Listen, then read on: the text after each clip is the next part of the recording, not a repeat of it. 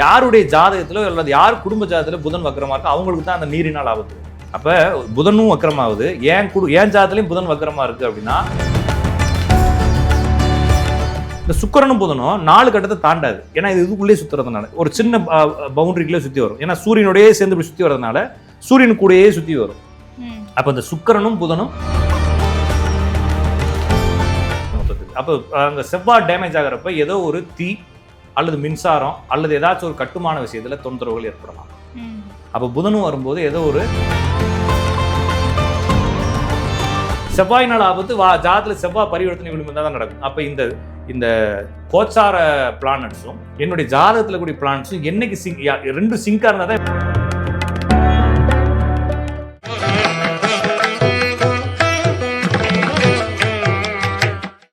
TV நேயர்களுக்கு வணக்கம். நம்மளுடைய சேனல்ல தொடர்ந்து ஆன்மீக தகவல்களை பார்த்துட்டு இருக்கோம். அந்த வகையில இன்னைக்கு நம்ம கூட யார் இணைஞ்சிருக்காங்க அப்படின்னா ராஜநடிகா பார்த்திபன் சார் அவர்கள் இணைஞ்சிருக்காங்க. அவர்கிட்ட இந்த புதன் வக்கரகதி அப்படின்னா என்ன, அது எப்போ ஆரம்பிக்குது, அதனால என்னென்ன பிரச்சனைகள் வரப்போகுது அப்படின்றத கேட்டு தெரிஞ்சுக்கலாம். வாங்க. வணக்கம். வணக்கங்க. நேரில் நினைவு போனோம். எப்படி இருக்கீங்க? நல்லா இருக்கும். புதன் வக்கரகதி ஆரம்பிக்க போகுது அப்படின்ற மாதிரி ஒரு விஷயம் தகவல் வெளிவருது. 20ஆம் தேதி ஆரம்பிக்க போகுது, இதனால நிறைய பிரச்சனைகள் வர வாய்ப்பு இருக்கு அப்படின்ற மாதிரிலாம் பயமுறுத்துறாங்க. இந்த புதன் வக்கரகதி அப்படின்னா என்ன, இந்த மாற்றம் ஏற்படுறதுனால பாதிப்புகள் அதிகமா இருக்குமா? ஓகே. புதன் மொத்தம் 5 கிரகங்கள் வக்ரமாகுங்க. ஏன்னா நம்ம பூமியினுடைய ஆக்சிஸில் சுற்றுறோம். சந்திரன் நம்மளுடைய ஆக்சிஸில் சுற்றுது. சந்திரனுக்கும் சூரியனுக்கும் சம்மந்தம் கிடையாது, அது நம்மளை சுற்றுது. அதனுடைய புள்ளி ஆக்சிஸ் வந்து நம்மள்ட்ட அடிச்சிருக்கு, நம்மளுடைய ஆக்சிஸ் வந்து பூமியில் அடிச்சிருக்குது. இந்த சந்திரன் சூரியனுடைய காம்பினேஷன் தான் ராகு கேதுவை கிரியேட் பண்ணுது. அப்போ ராகு கேதுவுக்கும் ஆக்சிஸ் வந்து ஒன்று சூரியனாக இருக்கணும், நம்மளா இருக்கணும், ஏதாச்சும் ஒன்று தான் இருக்குன்றப்ப இது இந்த 4க்கும் வக்கரகதி கிடையாது. அப்போ ராகு கேது ரிவர்ஸில் போகுது சார், அது ஆல்ரெடி வக்ரம்னு சொல்லுவாங்க. அது வந்து ரிவர்ஸில் சார், அது ஆப்போசிட் லேண்டில் போயிட்டு இருக்கு. நிறைய பேர் ஆப்போசிட் லேண்டில் வரதெல்லாம் ரிவர்ஸில் வருதுன்னு சொல்லக்கூடாது இல்லைங்களா? அது ஆப்போசிட் லேண்ட், அது ஆப்போசிட்டில் போயிட்டு இருக்கு. அதனுடைய இயல்பு தான். அப்போ ஆப்போசிட் லேண்டில் போகுது. அப்போ 4க்கும் கிடையாது. மீதி குரு, சனி, செவ்வாய், புதன், சுக்கிரன், இந்த 5க்கும் வக்கரகதி இருக்குது. இதில் 2 கிரகங்கள் புதன் மற்றும் சுக்கிரன் என்பது உள்வட்ட கிரகம், இன்னர் பிளானட். அப்போ நம்மளுடைய ஆர்பிட்டலுக்கு உள்ள சுத்துறது, நம்ம பூமி சுற்றி வரக்கூடிய ஆர்பிட்டுக்கு உள்ள சுத்துறது. அது என்ன ஆகும்னா நம்மளுக்கும் சூரியனுக்கும் நடுவில் வரும், நம்மளுக்கும் சூரியனுக்கும் ஆப்போசிட்டில் போகும். 2மே நடக்கும். ஏன்னா இது உள்ள சுத்துறதுனால. மீதி சனி, செவ்வாய், குரு அப்படிங்கிறது நம்மளுடைய ஆர்பிட்டலுக்கு வெளியே போகிறது. அது எந்த காரணத்தை கொண்டும் நம்மளுக்கும் சூரியனுக்கும் இடைக்குள்ள வரவே முடியாது. ஒன்று போனால் சூரியனை தாண்டி போயிடணும், இந்த பக்கம் வந்துச்சுன்னா சூரியனை கடந்து இந்த பக்கம் வந்துடும். அப்போ சூரியன் நம்மளுக்கு இடையில போகாது. அப்போ என்னன்னா எப்பயுமே வந்து சூரியன்லேருந்து எல்லா கட்டமும் சுத்தக்கூடிய இந்த 4 கிரகங்களும் 3 கிரகங்களும். அப்போ சூரியன்லேருந்து 5லேருந்து 9வது கட்டம் வரைக்கும் தான் அது வக்ரம்னு சொல்கிறாங்க. செவ்வாய், குரு, சனி. இந்த சுக்கிரனும் புதனும் 4 கட்டத்தை தாண்டாது. ஏன்னா இது இதுக்குள்ளேயே சுத்துறதுனால ஒரு சின்ன பவுண்டரிக்குள்ளே சுற்றி வரும். ஏன்னா சூரியனோடயே சேர்ந்து இப்படி சுற்றி வர்றதுனால சூரியன் கூடயே சுற்றி வரும். அப்போ இந்த சுக்கிரனும் புதனும் அடிக்கடி வக்ரமாகும். வருஷத்துக்கு 2 தடவை அப்படி வக்ரமாகும். ஆனால் இது வக்ரத்தை கண்டுபிடிக்க முடியாது. இப்போ ஏன்னா சூரியனுக்கும் பூமிக்கும் இடையில புதன் இருக்கா, அல்ல சூரியன் புதனுக்கு அடுத்து சூரியன் பூமிக்கு அடுத்து புதன் இருக்கான்னு கால்குலேஷன்ல பிரச்சனை வரும். அப்ப இந்த ஆரம்பமாகுதுன்னு நம்மளால கண்டுபிடிக்க முடியுங்க. அதுக்கு டிகிரி கால்குலேஷன் இருக்கு. அது 113 டிகிரி வரும்போது ஆரம்பிக்குன்னு சொல்லலாம். இந்த 113 டிகிரி அந்த பக்கம் இருக்கா இந்த பக்கம் இருக்கா நம்மளுக்கு தெரியாது.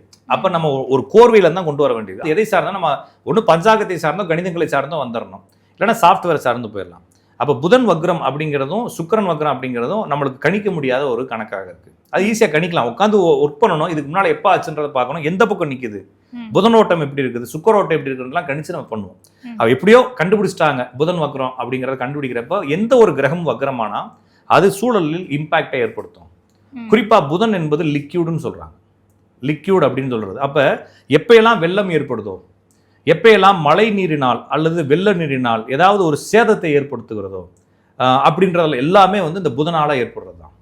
அப்போ புதன் வக்ரமாக இந்த வயநாடுல ஒரு சரிவு ஏற்பட்டுச்சு பார்த்தீங்களா? கேரளால ஒரு ஏரியாவே காலி பண்ணிட்டு போயிடுச்சு. ஒரு போன வருஷம் நினைக்கிறேன். இது மாதிரி நிறைய டேம் உடையிறது. இதுக்கு முன்னால பில்லூர்னு ஒரு டேம் இருந்தது. இந்த வருஷம் இறுதியில இந்த மாதிரி ஆகிறதுக்கு வாய்ப்பு இருக்கா? இந்த புதன் வக்ரமான இந்த வேலையை ஆரம்பிச்சிடும். ஓகேங்களா? எங்கேயாச்சும் ஒரு இடத்துல தண்ணினால இதை கொடுக்கும். அப்போ தண்ணி இப்போ எப்படி வரப்போகுதுன்னு தெரியல. இப்போ எல்லாரும் என்ன நினைச்சாங்கன்னா தண்ணி எப்படி வரும், அங்கே மழை மேக வெடிப்பு வெடிச்சு அங்கே வயநாடுக்கு மேலே கூடிய இது சரிஞ்சு வந்து விழுந்துச்சு. அப்போ மழையை பற்றி யாரும் எதிர்பார்க்கவே இல்லை. அப்போ என்னைக்கு வேணாலும் நடக்கலாம். இந்த பக்கமாக வந்து உத்தரகாண்டில் ஒரு ஏரி உடஞ்சு அந்த ஏரியாவே காலி ஆகி போச்சு. அந்த சிவன் சிலையெல்லாம் இது வரைக்கும் தண்ணி போனதெல்லாம் நம்ம பார்த்தோம். அப்போ இந்த தண்ணினால் ஆபத்து. அப்போ தண்ணினால் ஆபத்து. சுனாமி எப்போ வேணாலும் வரலாம். அதுக்கும் மழைக்கும் சம்மந்தம் இல்லை. அப்போ புதன் வக்ரமானால் பொதுவாகவே வந்து அது நீரினால் ஆபத்துகளை கொடுக்கும். அப்போ என்னென்ன கவனமாக இருக்கலாம், இந்த டேமை ஒட்டி வாழக்கூடிய மக்கள், இந்த மாதிரி ரிஸ்க் எடுக்கக்கூடிய இடத்துல கூடிய மக்கள் வந்து எப்பயுமே ஒரு சேஃபர் ஜோனில் இருக்கிறது நல்லது ஒன்று. அதுக்கப்புறம் இதில் யார் டேமேஜ் ஆவாங்கன்னு கேள்வி இருக்கு இல்லையா. இப்போ என்னதான் இருந்தாலும் ஒரு வெள்ளம் வருது, எல்லா பேரும் சாக போகிறதில்ல, எல்லாருக்கும் டேமேஜ் ஆக போகிறதில்ல. யாருடைய ஜாதகத்திலோ அல்லது யார் குடும்ப ஜாதகத்திலோ புதன் வக்கரமாக இருக்கோ அவங்களுக்கு தான் அந்த நீரினால் ஆபத்து வரும். அப்போ புதனும் வக்கரமாகுது, ஏன் ஜாதகத்திலையும் புதன் வக்கரமாக இருக்குது அப்படின்னா அந்த டயத்தில் நான் எங்கேயாச்சும் கொண்டு போய் கோர்த்துக்குவேன். ஜாதகத்துல புதன் வந்து எந்த இடத்துல அமர்ந்திருந்தா எந்த இடத்துல அப்படி கண்டுபிடிக்க முடியாது. இல்ல அது எங்க இருந்து வேணாலும் எல்லா ராசியிலும் வக்ரமாகும் புதன். ஏன்னா வக்ரம்ங்கிறது சூரியனுக்கும் அதுக்கும் எவ்வளவு டிஸ்டன்ஸ் இருக்குன்றதை வச்சு தான் நம்ம பிரிக்கிறோம். அப்ப சூரியன் எங்கெல்லாம் டிராவல் ஆகிட்டு இருக்கோ அதுல இருந்து எங்கெங்க நிக்குதோ அதெல்லாம் வக்ரம்னு புரிஞ்சுக்கலாம். அப்ப புதன் எல்லா ராசிகளிலும் இருந்து வக்ரகதி அடையும். அது ஸ்டேட்டஸை பொறுத்து இருக்கு. அப்ப யார் ஜாதத்துல வேணாலும் புதன் வக்ரமா இருக்கலாம். இது ராசியை வச்சு நம்ம சொல்லும்போது இந்த ராசிக்கு இந்த பாதிப்பு இருக்கு, இந்த அப்படிலாம் எதுவும் கிடையாது. எல்லா பேருக்கும் எல்லாத்துக்கும் ஒன்று தான். புதன் வக்ரம்னா அது ஒரு லிஸ்ட்ல கொண்டு வந்துட வேண்டியது. அது என்ன ராசியா இருந்தாலும் கவலை இல்லை. சரிங்களா. அப்ப யாருக்கெல்லாம் ஃபீவரா இருக்கு, கொரோனா வந்தவங்களும் இந்த ராசிக்காரங்க வேணா கூப்பிட்டாங்க, அது மாதிரி எல்லாத்துக்கும் வருன்ற மாதிரி புதன் வக்ரமா இருந்தா அவங்களுக்கு நீரினால் ஆபத்து வரும். புதன் மட்டும் ஜாதகத்துல தனிச்சு இருந்தது அப்படின்னா வக்ரமாகுது அப்படின்ற அப்படி இல்ல சூரியனோட சேர்ந்து இருக்கும் போது வக்ரமாகும் இல்லைங்க. நான் சொல்றது சூரியனோட சேர்ந்துக்கு வக்ரமாகும். இப்ப பாத்தீங்கன்னா இப்ப கும்பத்துல எல்லா கிரகங்களும் சேரப்போகுது. இப்ப கும்பத்துல இந்த மாசம் எல்லா கிரகங்களும் சேரப்போகுது, அதோட சேர்த்து புதன் மட்டும் வக்ரமாக போகுது இல்லைங்களா. என்ன வேணாலும் நடக்கலாம். நான் சொல்றது சூரியனுக்கும் புதனுக்கும் ஒரு குறிப்பிட்ட எல்லை இருக்கும்போது வக்ரம் ஆரம்பிச்சு அந்த சூரியன் அப்படியே புதன் கடந்து வந்து ஒரு குறிப்பிட்ட எல்லையை தொட்டதுக்கு அப்புறம் வக்ர நிவர்த்தி அடையும். அப்ப பாக்குறப்ப சூரியனை கடந்து தான் போகும். சூரியன் 0 டிகிரிலாம் தொட்டு ரிவர்ஸ் போகும். அப்ப அதெல்லாம் நடக்கும். ஓகேங்களா. அப்ப புதனும் சுக்கிரனும் சூரியனை ஒட்டிய வக்ரகதியில் இருக்கும். இந்த குரு செவ்வாய் சனி தான் சூரியன் வந்து 5வது இடத்துல வக்ரமாகும். அப்ப இந்த புதன் எங்க வேணாலும் வக்ரமாகலாம். ஓகேங்களா. நான் சொல்ல டெக்னிக்கல் டீடைல். இப்போ யாரோடைய ஜாதத்துல ஆச்சும் அப்ப ஸ்கின் அலர்ஜி, ஸ்கின் டிசீஸ், நரம்பு பிரச்சனை, காது கேளாமை, வாய் பேச முடியாது, இவங்கெல்லாம் புதன் வக்ரம், புதன் இது இருக்கும். அப்ப புதன் வக்ரம், புதன் பரிவர்த்தனை, புதன் சந்தியில் இருக்கிறது எல்லாத்தையும் முக்கியத்துவம் பார்க்கணும். இப்போ நம்ம பார்க்குறது இயற்கையாகவே வக்ரம் ஆக போகுது. இந்த வக்ரம் ஆகுறதோட சேர்த்து செவ்வாயும் அந்த ராசிக்குள்ள நுழையுது. அப்போ செவ்வாய் ஒரு ஜாதகத்தில் 2 டிகிரி இருக்கும் பொழுது, 2 டிகிரிக்குள்ள இருக்கும் பொழுது அது ரொம்ப இம்பார்ட்டன்டையும் சேதத்தையும் ஏற்படுத்தும். கும்பத்துக்குள்ள என்ட்ராகுது. 0 வந்து ஒரு 2 டிகிரி வரைக்கும் ஒரு ஏறத்தாழ அது ஒரு 1.5 மாசம் ஒரு ராசியில் இருந்துச்சுன்னா ஒரு 2 டிகிரி வரைக்கும் இருக்கிறப்ப ஒரு 15-20 நாள் வரைக்கும் அது அந்த ஸ்டேட்டஸ்ல இருக்கும். ஓகேங்களா. ஒரு 10 நாள் வரைக்கும் அந்த ஸ்டேட்டஸ்ல இருக்கும். அதோட சேர்த்து சுக்கிரன் அந்த ராசியிலிருந்து கிளம்பி அடுத்த ராசிக்கு உள்ள என்ட்ராகுது. அப்ப சுக்கிரன் என்ன ஆகுதுங்க, அதுவும் சந்திக்குள்ள தான். இப்போ ஆல்ரெடி சுக்கிரன் சந்தியில இருக்கு. அப்ப 28, 29 போய் 0 வந்து அடுத்த 2 டிகிரி, அப்ப 4-5 டிகிரி வரைக்கும் சுக்கிரன், இந்த 4-5 டிகிரி வரைக்கும் செவ்வாய், புதன் வக்ரம். அப்ப 3 கிரகம் அடி வாங்குதுங்களா. இப்ப சுக்கிரன் வக்ரம் அப்படிங்கிறது வந்து பாலியல் சம்பந்தமான விஷயங்கள் அல்லது பணம் சம்பந்தமான விஷயங்கள், அதுவும் குறிப்பா மீனம் அப்படிங்கிறதே வந்து கருவூலம், பணத்தை குறிப்பிடக்கூடிய அங்க பொருளாதார பிரச்சனைகள். அதனாலதான் வந்து இப்போ பொருளாதாரம் ஒரு மாதிரி குழப்பமா இருக்கு.